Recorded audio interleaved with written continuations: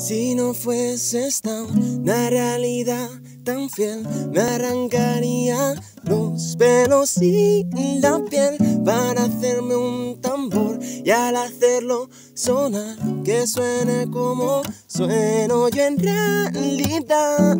Oh, oh, oh, oh, oh, oh, oh, oh, oh, oh.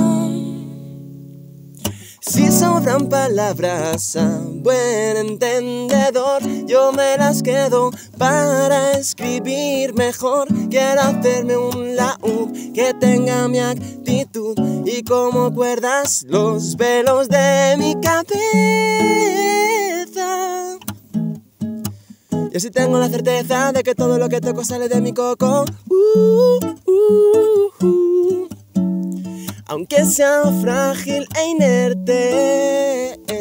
pretendo reemplazar las teclas del piano por mis dientes para así simular la poesía que sale de mi boca, para que suene en el piano si lo tocan, y si no lo tocan me jodo, y si no lo tocan no hay modo de que se me escuche cuando yo no esté,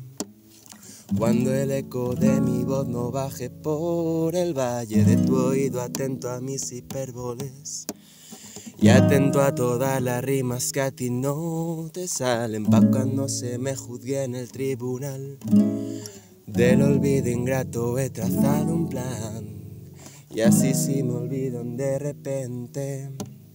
en mi testamento dejo dicho que me hagan enterrar bajo un manzano pa' que con sus raíces se alimenten de mí y después obtener un fruto que al morder transmita mi alegría de vivir. Feeling like what to talk to me, I can't really explain it, I am so into you. Feeling like what to talk to me, I can't really explain it, I am so into